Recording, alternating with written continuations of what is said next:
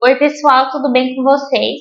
Bem-vindo a mais um vídeo, bem-vindo a mais um arquivo misterioso. Já deixa o like aqui no começo do vídeo que ajuda bastante o canal. Se você não é inscrito, se inscreva e me acompanhe também nas minhas redes sociais, que por lá também tem arquivo misterioso. Então vamos lá começar o arquivo misterioso de hoje. No arquivo misterioso de hoje, a gente vai contar a história do palhaço assassino, John Wayne Gacy. John Wayne Gacy nasceu em 17 de maio de 1942 em Chicago, Estados Unidos, filho de John Stanley e Marion Elaine. Ele era o segundo filho do casal e era o único menino de duas irmãs. O pai dele era mecânico e a mãe dele era dona de casa. E quando criança, o John ele era bem gordinho, então ele sofria bastante bullying. E ele era bem próximo da mãe e das irmãs. Porém, ele tinha um relacionamento bem difícil com o pai dele, porque o pai dele ele era alcoólatra, ele bebia muito e batia na mãe do John e nos filhos.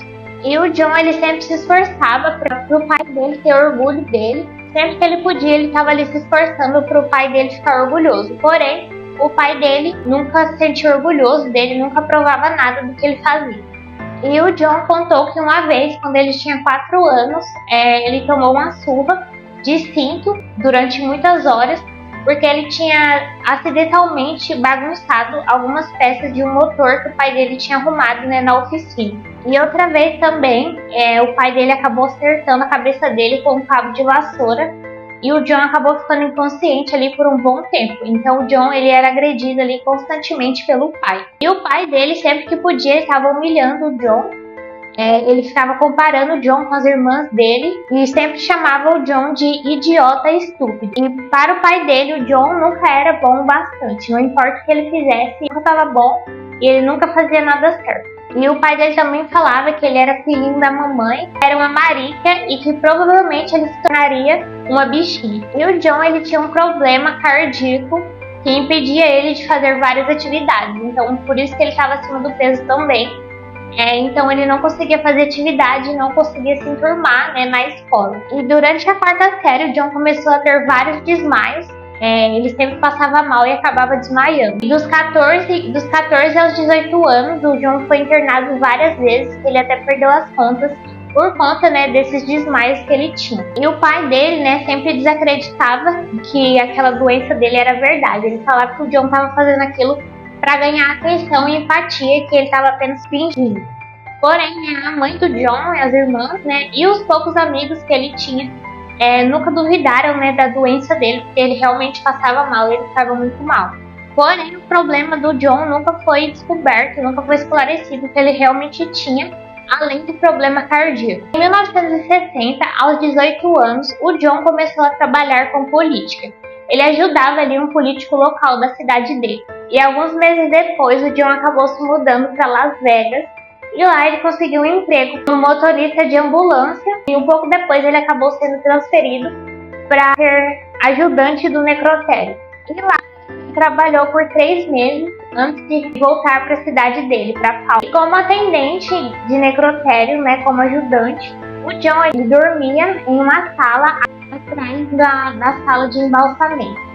E ele acabava observando todo o serviço ali do necrotério, de embalsamento e tudo mais. Ele conta que acabou abusando de alguns corpos, mas que a primeira vez ele entrou no caixão de um adolescente masculino, acariciou e beijou o cadáver, e antes de sentir uma sensação de choque. Ele disse que aquela sensação ele nunca tinha sentido antes. Ele disse que cometeu necrofilia apenas 2 vezes. E ele acabou se justificando, dizendo que os cadáveres eram apenas coisas mortas e que não diriam nada a ninguém.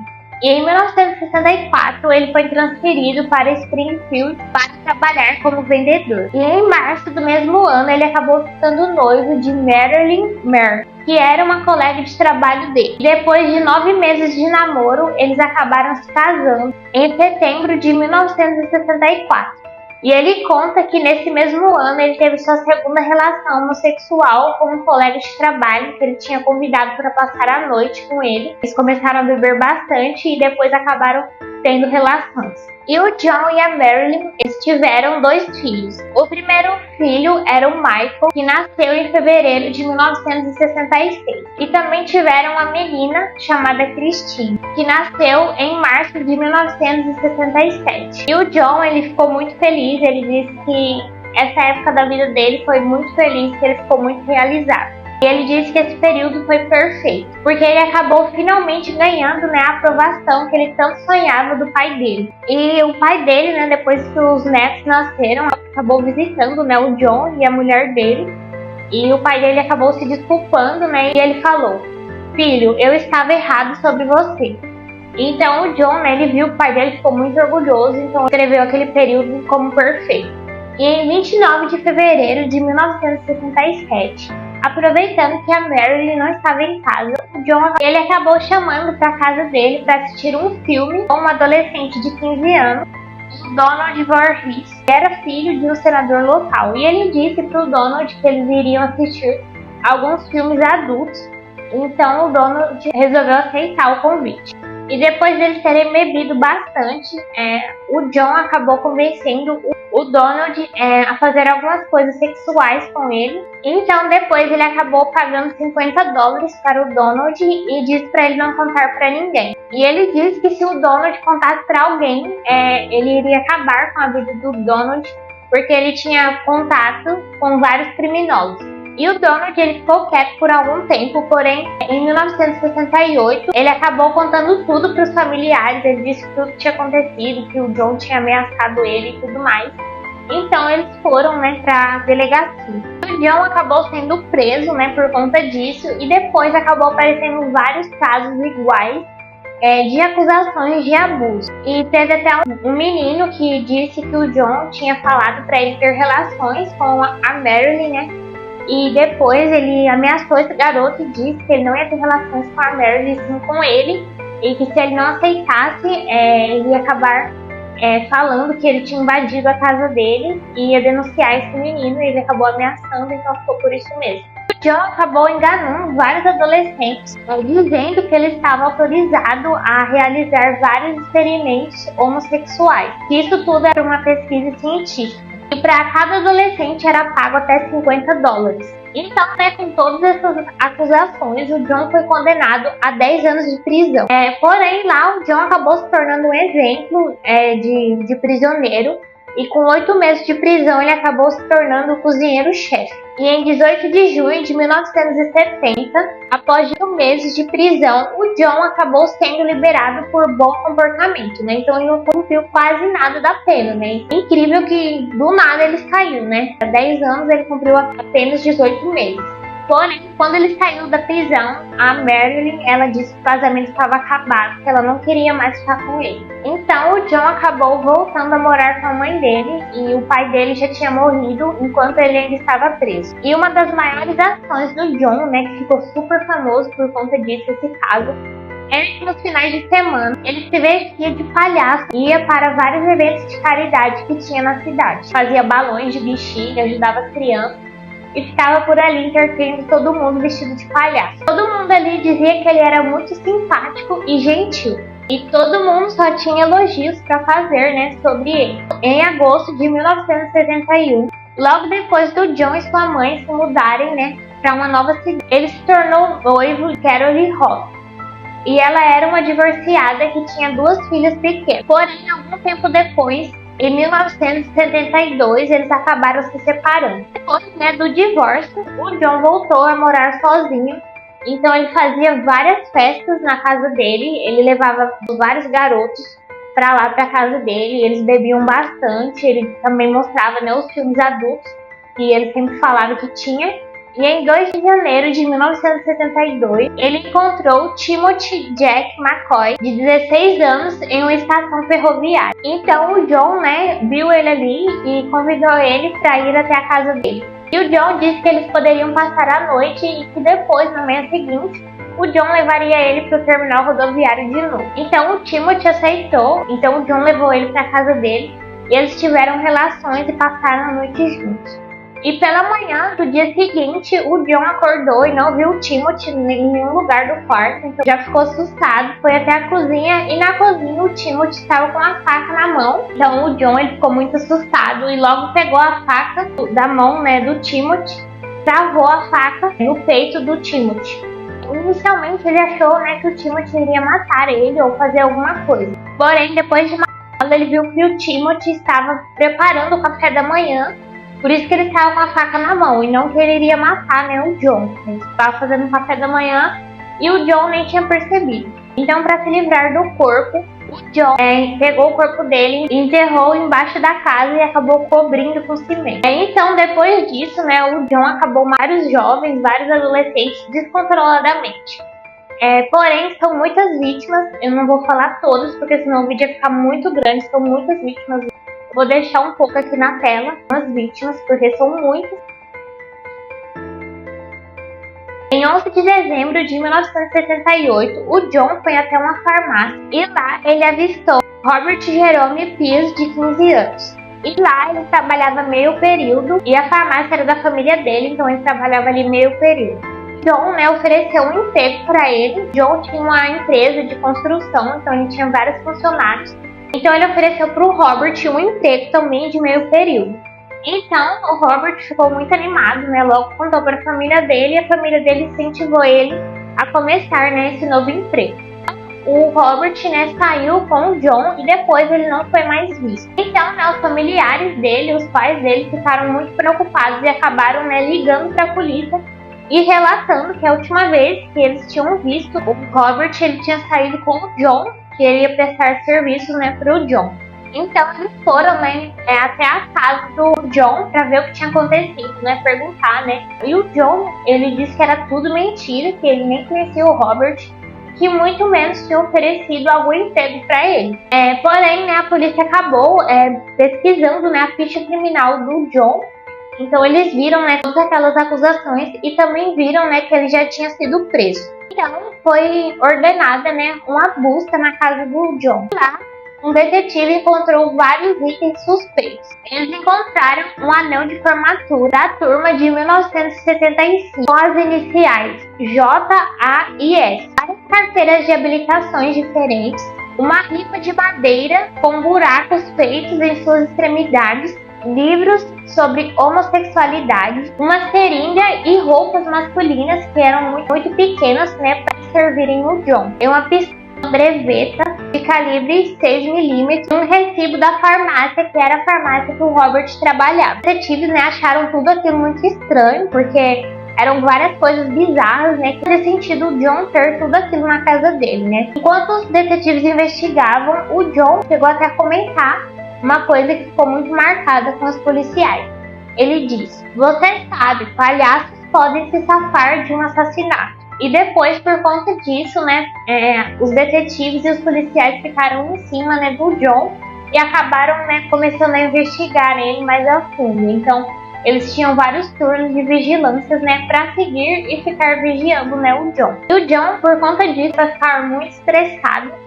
Ele saía na rua de qualquer jeito, ou ele estava com a barba por fazer e parecia cansado e ansioso e também estava bebendo muito. Chegou até a procurar alguns advogados, né, para entrar com processo por toda aquela vigilância, né, que ele estava passando. Porém, um funcionário do John foi informando a polícia que no verão de 1977 o John mandou espalhar 10 sacos de cal no espaço sob o soalho da casa. Então, depois de muitas acusações, né, e alguns depoimentos, a polícia finalmente conseguiu um mandado de busca para a casa do John, né? Então, finalmente eles podiam investigar a fundo ali a casa dele. Quando lá, os policiais descobriram que o John tinha desligado uma bomba de água do porão. Então, o espaço sob o soalho estava todo alagado. Então, eles tiveram que religar essa bomba para poder toda a água ser drenado. Depois disso, um perito criminal chamado Daniel Gente entrou no espaço de 8,5 metros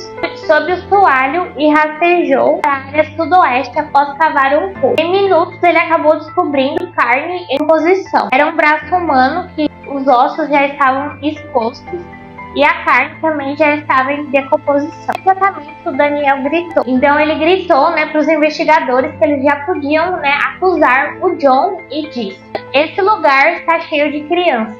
E em 22 de dezembro de 1978, nas primeiras horas do dia, o John acabou confessando que ele cometeu de 25 a 30 assassinatos. Ele disse que as vítimas eram adolescentes que tinham fugido de casa ou que eram prostitutos. A maioria das vítimas não foram levadas à força. Geralmente o John convencia essas vítimas, né, dizendo para ver filme ou que estava tendo uma festa na casa dele, ou também ele mostrava um distintivo policial falso. Então as vítimas acabavam, né, confiando nele por conta disso. E outros também eram atraídos, né, por ofertas de emprego, né, assim como o Robert.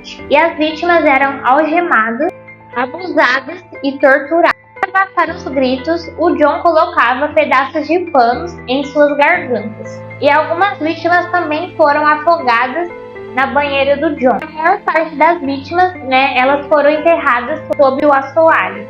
E ele sempre jogava, né, vários sacos de cal, assim como ele tinha mandado, né, o funcionário fazer, porque assim acelerava o processo de decomposição. As últimas 5 vítimas do John, que morreram em 1978, tiveram seus corpos jogados no rio Des Plaines, na rodovia 155, já que o espaço sobre o assoalho estava lotado, então não cabia nenhum corpo, por isso que o John não colocou mais nenhum corpo lá. E dos 33 assassinatos confirmados do John, 8 vítimas não foram identificadas na época. Tem algumas análises forenses queriam, né, identificar essas vítimas por conta da tecnologia um pouco mais avançada. As vítimas eram identificadas, né, pela arcada dentária, então eles viam, né, toda a radiologia e tudo mais ali para ver, para tentar identificar as vítimas que não estavam, né, sendo reconhecidas. E com o tempo, né, mais tecnologias, né, tecnologias para ver o DNA e tudo mais, quase todas as vítimas que faltavam foram identificadas. E o julgamento do John começou em 6 de fevereiro de 1980.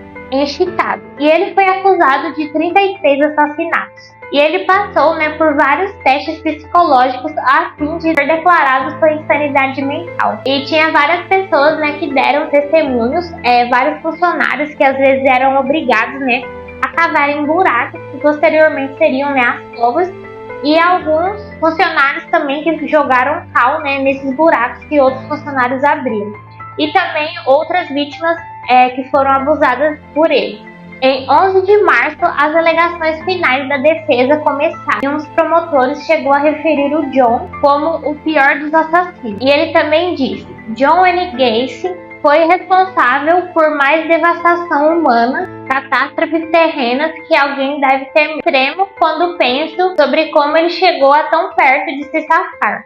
Os jurados consideraram o John o culpado de 33 assassinatos, 33 acusações de homicídio, e ele também foi culpado por abuso sexual e ter tido comportamento indecente com uma criança. Todas as condenações se referiam, né, ao Robert Pierce. E no dia seguinte, o júri deliberou novamente por mais de 2 horas. Depois, eles retornaram com outra condenação. John foi condenado à morte por 2 acusações de assassinato. E a data inicial da execução foi marcada para o dia 2 de junho de 1980. Então, o John foi transferido para o Centro Correcional em Menard Chester, na qual permaneceu encarcerado por 14 anos. E durante todos esses anos ele fazia várias apelações, porém todas elas foram negadas. E durante esses anos presos, o John começou a fazer várias pinturas que ficaram super famosas. Algumas das pinturas dele eram palhaços, né, assim como ele se vestia às vezes.